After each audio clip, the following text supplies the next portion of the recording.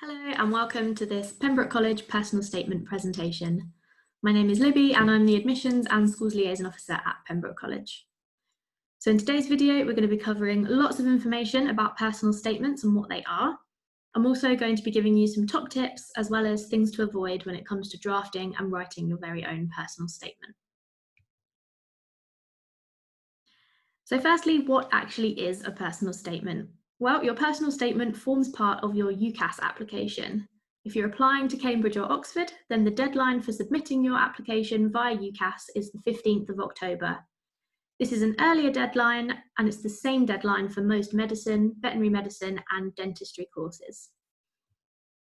The personal statement is an important part of your UCAS application, and it's your opportunity to tell your chosen universities why you would like to study a particular subject, and for you to show your enthusiasm for the course by demonstrating the wider exploration you've carried out around that subject area. It's important to remember that the same personal statement will be sent to all of your university choices on UCAS. And this is why it's important that your personal statement is really focused on the subject you've applied for and isn't focused on individual universities.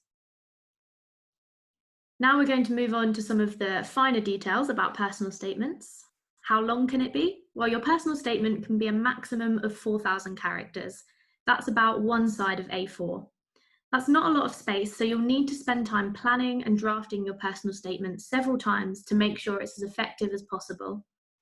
It's a formal piece of writing, a bit like a short essay, and we would like to see the majority of it to be academic in focus. This means talking about your personal exploration of the subject you've applied to study through supercurricular activities, wider exploration, and discussing your areas of interest within that subject. So what do we actually mean when we say supercurricular exploration? Well, by supercurricular activities, what we mean is additional exploration of your chosen subject beyond your school curriculum. This can take many forms, whether you have read a book or a journal article, listened to a podcast, watched a documentary or a TED Talk, worked through some difficult maths problems beyond your syllabus, or watched an online lecture. There are loads of different ways to engage with your subject beyond your school curriculum. And it's these activities that we're particularly interested in hearing about. At the end of this presentation, I'm going to give you some ideas of where you might look for this wider exploration of your subject. So, how important are extracurricular activities? By this, we mean the things that you do outside of school that are not related to your subject, so things like playing sport or a musical instrument. Well, admissions decisions are based on academic criteria, and so whether or not a student participates in extracurricular activities that are not relevant to the course won't be taken into account and will not affect your chance of being made an offer. This is because we understand that every student has many different opportunities available to them.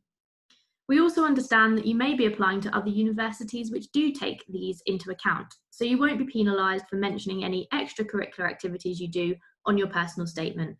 It's important to remember that these should still only make up a small proportion of your overall statement, and if you can link these extracurricular activities to any transferable skills you've gained which would relate to your suitability for the course, then this would be a good way to include them. So we've spent some time talking about what a personal statement is, and we've discussed the types of things you should be writing about in your personal statement. So next, what are we looking for in a good personal statement? Firstly, as we've already mentioned, the same personal statement is sent to all of your UCAS choices. It's for this reason that it's important that your personal statement is really focused on the subject or course that you've applied for. Don't worry if the course titles differ slightly between universities, but you should really be applying for similar degrees, and this will help your personal statement to be really focused on that subject. Now, the next 3 points go quite well together. We want students to be honest when they're writing a personal statement. That means only talking about things that you have done to explore your subject. And a personal statement is exactly that, personal. So we're keen to see what your interests in the subject are. If you're invited to an interview at Cambridge, your interviewer may want to ask you some questions which are based around things you've mentioned in your personal statement. So it needs to be honest, and that's why it's important that you've actually done or read what you say you have. Hopefully, you'll also find it much easier to engage with topics that genuinely interest you. Lastly, we're not just looking for a checklist of things you've read or watched or listened to that are related to your subject. We're looking for students to pick out a few key examples and to go into depth about these. Don't just tell us what you've done, but show us through analysis and a deeper engagement with the resources you've used. This is how your enthusiasm and passion for that subject will come through. Okay, so we've talked about what we are looking for, but here are a few things you should avoid doing when writing personal statements. Plagiarism. We've already mentioned that a personal statement should reflect your own interests in the subject and why this is important. You shouldn't be copying other people's ideas and work, and UCAS also has a system in place to identify and report personal statements which have been plagiarised. You should also avoid using information in your personal statement. You should also avoid using informal language in your personal statement. Treat it like an academic piece of work. Quotes, you don't have much space. As we've already discussed, only 4,000 characters, that's about a side of A4. So don't waste characters with somebody else's words. We want to hear from you. So avoid using quotes unless there's a clear reason for doing so. That links on to our next point, which is avoiding using jokes and cliches. We all have our different styles of humour, which may not always translate well or come across as you intended in a written piece of work. That's why it's best to avoid making jokes. Save them for when you start making friends at university. You should also try to avoid sounding clever by using fancy words. This can seem appealing, especially as you're writing about academic activities, but you'll find it so much easier to express your thoughts and ideas if you're using your own words and not relying on a thesaurus. We've already mentioned this one a little bit, but avoiding a shopping list or checklist of everything that you've done. It will be hard to go into enough depth and analysis of your supercurricular engagement if you just list all of the things you have done to prepare. Pick a few of the best examples and spend some time going into more detail about these. It really is quality over quantity. Now, earlier I mentioned that your personal statement might form the basis for a discussion if you're invited to be interviewed at Cambridge. But how would this actually work in practice, and what can you do to best prepare yourself? Well, one of the reasons an interviewer might choose to discuss an aspect of your personal statement is to help you feel relaxed.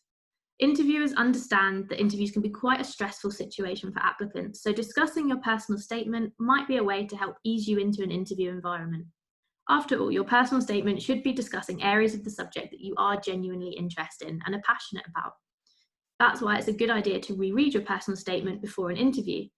Don't submit your UCAS form in October and not think about it again until December. It's also a good idea to not only reread your personal statement, but to re-engage with it. Have any of your ideas or opinions changed since you wrote it? Have you read or watched something related to your subject since submitting your personal statement which has reinforced your ideas or opened up new ideas and thoughts? Re-engaging with your personal statement is also a good way to make sure that you're confident to talk about everything in it. And this will probably mean rereading or re-engaging with any subject material that you've written about.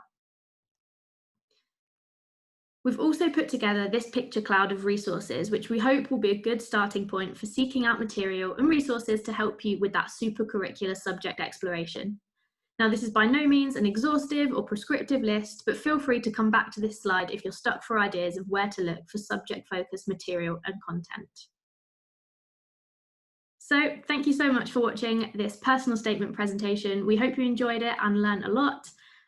Feel free to contact us via email to ask us any questions you may have, whether it's about applying to Cambridge or personal statements.